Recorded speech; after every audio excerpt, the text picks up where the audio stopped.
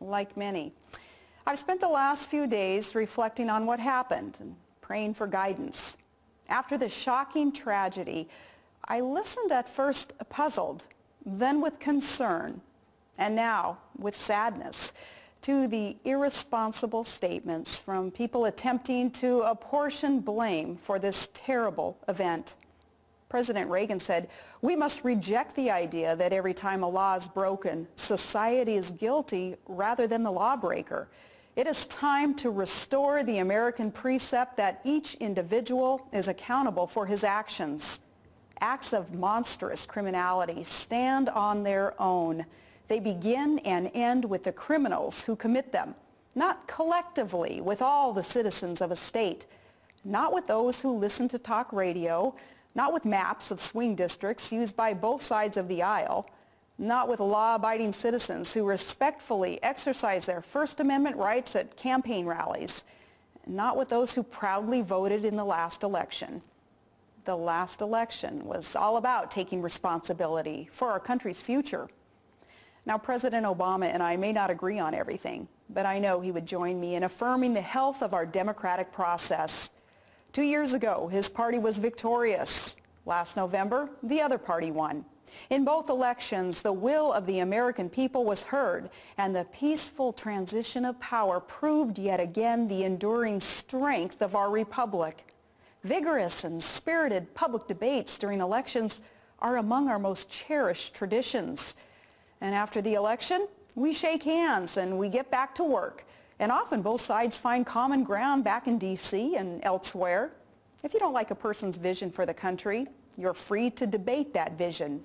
If you don't like their ideas, you're free to propose better ideas. But especially within hours of a tragedy unfolding, journalists and pundits should not manufacture a blood libel that serves only to incite the very hatred and violence that they purport to condemn. That is reprehensible. There are those who claim political rhetoric is to blame for the despicable act of this deranged, apparently apolitical criminal. And they claim political debate has somehow gotten more heated just recently. But when was it less heated? Back in those calm days when political figures literally settled their differences with dueling pistols? In an ideal world, all discourse would be civil and all disagreements cordial. But our founding fathers knew they weren't designing a system for perfect men and women. If men and women were angels, there would be no need for government. Our founders' genius was to design a system that helped settle the inevitable conflicts caused by our imperfect passions in civil ways. So we must condemn violence if our republic is to endure.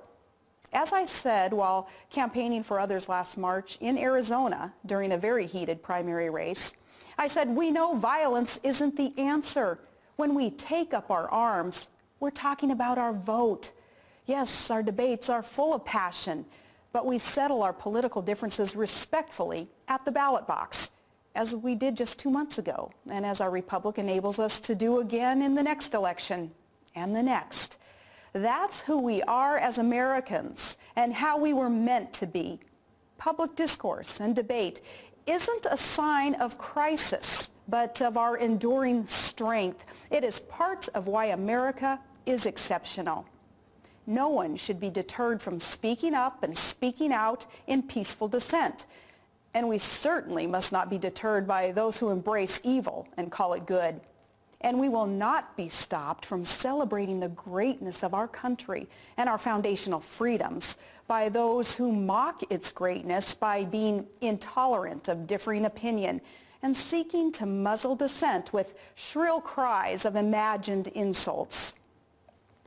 Just days before she was shot, Congresswoman Giffords read the First Amendment on the floor of the House. And it was a beautiful moment, and more than simply symbolic, as some claim, to have our Constitution read by our Congress. I am confident she knew that reading our sacred Charter of Liberty was more than just symbolic. But less than a week after Congresswoman Giffords reaffirmed our protected freedoms, another member of Congress announced that he would propose a law that would criminalize speech that he found offensive. It is in the hour when our values are challenged that we must remain resolved to protect those values.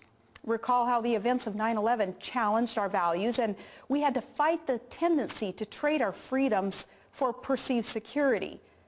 And so it is today. Let us honor those precious lives cut short in Tucson by praying for them and their families and by cherishing their memories. Let us pray for the full recovery of the wounded, and let us pray for our country. In times like these, we need God's guidance and the peace He provides. We need strength to not let the random acts of a criminal turn us against ourselves or weaken our solid foundation, or provide a pretext to stifle debate. America must be stronger than the evil we saw displayed last week. We are better than the mindless finger-pointing we endured in the wake of the tragedy. We will come out of this stronger and more united in our desire to peacefully engage in the great debates of our time, to respectfully embrace our differences in a positive manner, and to unite in the knowledge that though our ideas may be different, we must all strive for a better future for our country. Yes, may God bless America.